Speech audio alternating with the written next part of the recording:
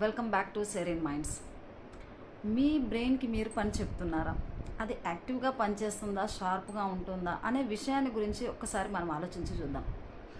చిన్నప్పటితో పోలిస్తే పెద్దవాళ్ళల్లో షార్ప్నెస్ అనేది, యాక్టివ్నెస్ అనేది తగ్గుతుందని మనము అందరి దగ్గర వింటూ ఉంటాం. జనరల్గా మనం అనుకుంటూ ఉంటాం. అయితే దానికి గల కారణం ఏంటి? చిన్నగా ఉన్నప్పుడు మనము చిన్న వయసులో పిల్లలు కొత్త విషయాలను నేర్చుకోవడం ఎక్కువగా జరుగుతూ ఉంటుంది. అంటే ఇంట్లో భాషకు సంబంధించింది అవ్వనివ్వండి, పనులు, లేదంటే బయటకు వెళ్ళినప్పుడు కొత్త విషయాలను చూడడము, నేర్చుకోవడము, వాళ్ళలాగా ప్రవర్తించడము, స్కూళ్ళల్లో కొత్త విషయాలు నేర్చుకోవడము, ఇలా కంటిన్యూగా బ్రెయిన్కి కొత్త పని నేర్పించడానికి ప్రయత్నం చేస్తూ ఉంటారు. ఒక వయసు వచ్చిన తర్వాత ఈ రొటీన్గా ఉన్న పనులు మనకు అలవాటు పడడం వల్ల ఆ పనులను చేయడానికి బ్రెయిన్కి పెద్దగా యాక్టివ్గా ప్రాసెస్ చేయాల్సిన పని ఉండదు. ఉదాహరణకు వంట చేయడం అవ్వనివ్వండి, లేదంటే మనం ఆఫీస్కి వెళ్ళే దారి అవ్వనివ్వండి, ఇలా రోజువారి పనులు మన బ్రెయిన్లో ఆల్రెడీ ఆ డేటా, దానికి సంబంధించిన ప్రాసెస్ ఎలా ఉంటుందనేది స్టోర్ అయిపోయింది. బ్లైండ్గా కూడా మనము ఎవరితో అయినా మాట్లాడుతూ కూడా వంటలో ఉప్పు కారము అన్నీ వేసేస్తూనే ఉంటాము. ఈవెన్ ఆఫీస్కి వెళ్ళేటప్పుడు కూడా మన మొబైల్లో ఏదో పని చేస్తూ కూడా ఆఫీస్కి వెళ్ళిపోతూ ఉంటాం. సో ఇలా ఎందుకు చేస్తున్నామంటే మన బ్రెయిన్ ఆల్రెడీ అంతా స్టోర్ చేసి పెట్టుకుంది, దానికి అది పని చేస్తూ ఉంది. ఈ రకంగా బ్రెయిన్కి పని ఇవ్వకపోవడం వల్ల అది యాక్టివ్నెస్ అనేది కోల్పోతూ ఉంది. మనం బ్రెయిన్ని యాక్టివ్గా, షార్ప్గా ఉంచాలంటే కొత్త విషయాలను నేర్చుకోవడం పైన ఫోకస్ చేయాలి. చిన్న చిన్న పనులే చేయండి, కానీ దానిలో బ్రెయిన్ ఎంగేజ్ అవ్వడము, దానివల్ల షార్ప్గా, యాక్టివ్గా ఉండడం మనం గమనించవచ్చు.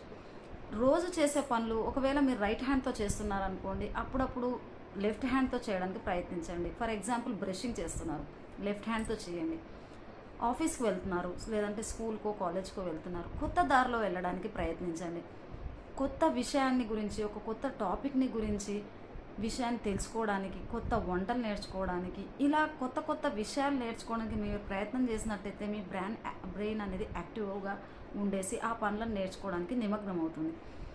ఇలాంటివే కాకుండా ఫజిల్స్ చేయడము, చిన్న స్టోరీస్ చదవడము, లేదంటే కొత్త లాంగ్వేజ్ నేర్చుకోవడము, మ్యూజిక్, ఏవైనా చిన్న చిన్న పనులు అలా కొత్త కొత్తవి నేర్చుకోవడానికి ప్రయత్నించినప్పుడు మీ బ్రెయిన్ అనేది యాక్టివ్గా ఉంటుంది, షార్ప్గా ఉంటుంది.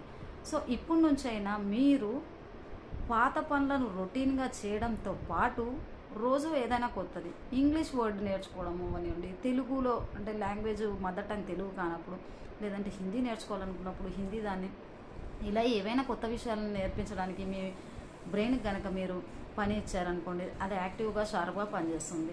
జనరల్గా బాడీ అయినా అంతే, ఏదైనా పని చెప్పినప్పుడు అది యాక్టివ్గా ఉంటుంది, లేదంటే బద్ధకం, లేజినెస్ అనేది పెరిగిపోతూ ఉంటుంది. మనం వింటూ ఉంటాం కదా, పెద్దవాళ్ళు అంటూ ఉంటారు, వాడని బావిలో నీళ్లు మురికైపోతూ ఉంటాయని చెప్పేసి. So same thing applies here also.